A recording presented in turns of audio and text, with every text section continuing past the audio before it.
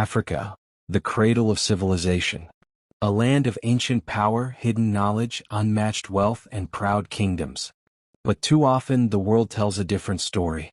A story of poverty, of struggle, of darkness. Today we invite you to discover the real Africa, rich in history, heritage, and humanity. Long before the skyscrapers of New York, the palaces of Europe, or the factories of the East, there were cities that shined like gold in Africa. There were empires that governed vast territories with wisdom, and scholars whose ideas helped shape the world. This is not just a history lesson. This is a reawakening. A journey across deserts, rainforests, savannas, and mighty rivers.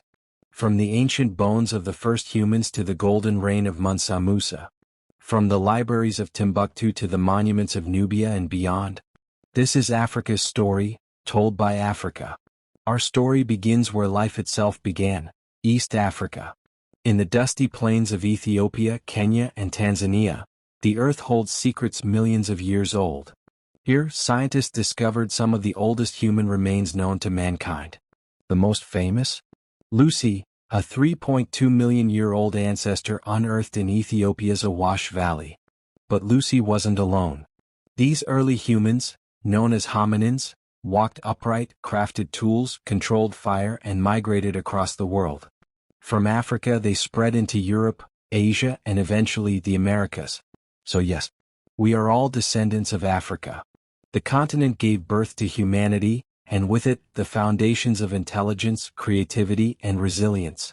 While the rest of the world was still in its infancy, African people were adapting, hunting, gathering, and forming early communities. These weren't just primitive tribes. They understood the rhythm of nature. They knew the stars, the seasons, and how to work with the land. They were farmers, herders, healers, and astronomers, long before history had written their names. Africa wasn't just where humans began.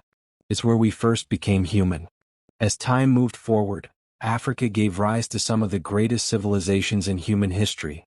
Many older than Rome, richer than Babylon, and more advanced than often believed.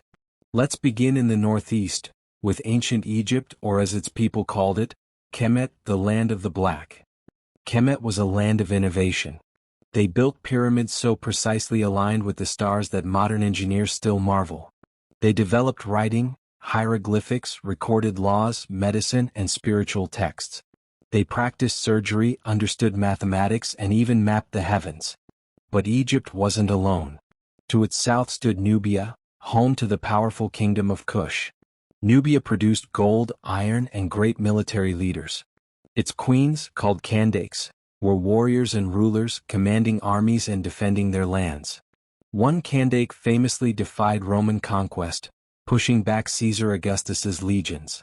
To the west of the Nile, the Carthaginian Empire rose in North Africa, led by Hannibal, one of the greatest military commanders in history. He crossed the Alps with elephants to fight the Romans, something no army had ever done. Further east, in what is now Ethiopia, we find the kingdom of Aksum. Aksum was powerful, wealthy, and internationally connected. It minted its own coins, traded with India, Arabia, and Byzantium, and even became one of the first African nations to adopt Christianity. In southern Africa, the kingdom of Great Zimbabwe rose between the 11th and 15th centuries. It built massive stone structures without mortar, complex cities that housed thousands. It traded gold and ivory with merchants from as far as China and Persia. These were not isolated cultures. They were part of a vibrant network of African kingdoms, each with its own traditions, achievements, and contributions. History books often overlook them. But they were there. Rising, building, ruling, inspiring awe, then and now. Now we travel to West Africa, where golden empires once reigned supreme. First, the Ghana Empire, not the modern nation but an ancient kingdom that ruled from the 6th to 13th centuries. Ghana controlled the gold and salt trade routes across the Sahara Desert. Its kings grew wealthy by taxing goods passing through their territory, so much so that Ghana was known as the Land of Gold. Next came the Mali Empire, perhaps the most famous of all.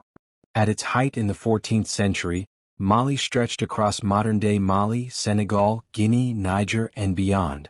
Its most legendary ruler? Mansa Musa. When Mansa Musa made his pilgrimage to Mecca in 1324, he brought tens of thousands of followers and so much gold that he caused inflation in cities he passed. Historians say he was the richest man to ever live, even richer than Jeff Bezos or Elon Musk today. But Musa's wealth wasn't just gold. He built mosques, schools, and libraries. He made Timbuktu into one of the greatest centers of knowledge in the world. There, scholars studied math, astronomy, medicine, law, and philosophy, writing over 700,000 manuscripts, many of which still survive. Following Mali, the Songhai Empire emerged as the most powerful force in West Africa. Led by kings like Sunni Ali and Askia Muhammad, Songhai expanded its borders with a powerful army. They built roads, systems of taxation, and supported Islamic education. The city of Gao became their capital, a hub of commerce, faith, and culture. These empires were not primitive. They had functioning governments, laws, economic systems, and diplomatic ties with Europe and the Middle East. While Europe was still emerging from the Dark Ages, West Africa was writing books, building cities, and debating science and theology. This is the Africa that schools often forget. But it is real. And it is magnificent. African history isn't only about gold and empires. It's about people. Their languages, rituals, songs, stories, and art.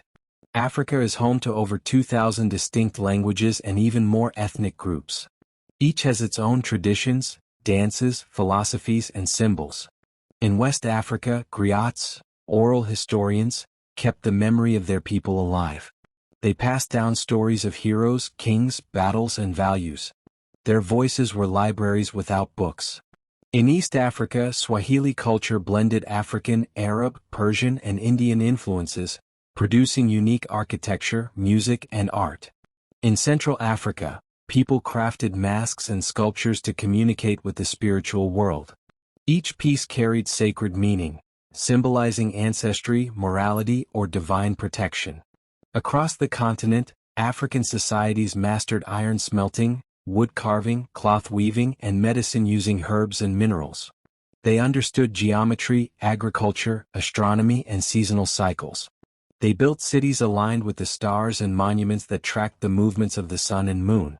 Africa's culture was not static. It evolved, adapted, and grew with its people. It shaped their sense of belonging, unity, and identity. And it still does. Africa did not exist in isolation. Its empires traded across the Sahara, over the Indian Ocean, and into the Mediterranean. They exchanged not only gold and ivory, but ideas, art, religion, and technology. African scholars influenced Islamic learning in Egypt, Persia, and Spain. African soldiers served in armies from Rome to Arabia. African merchants brought goods to Venice, Istanbul, and India. Even as far as China, records mention African diplomats and trade missions. And through the African diaspora, through forced migration and voluntary exploration, African cultures spread globally. They shaped music, religion, food, and language in the Americas, the Caribbean, and beyond. Jazz, reggae, blues, samba, and hip-hop all find roots in African rhythm and storytelling. So do spirituals, soul food, and community rituals in distant lands. Africa has always given more to the world than the world admits. Its fingerprints are everywhere. Africa's history is not a footnote, it's a foundation. The first steps of humanity were taken on African soil. The first monuments, written texts, mathematical equations, and philosophical debates all flourished here. Africa is not poor, it has been plundered. Africa is not backward, it has been silenced. But now, it's time to listen. Listen to the voices of the ancestors. To the echoes of griots and the wisdom of queens. To the courage of empires and the brilliance of scholars. This is Africa. Rich, resilient, rising. It's time the world saw Africa not as a continent in crisis, but as a cradle of greatness. And this is just the beginning. Subscribe to this channel as we continue to explore the untold stories, the hidden kingdoms, and the powerful legacy of a land too great to be ignored. Because Africa's history is your history, and it's time it was told.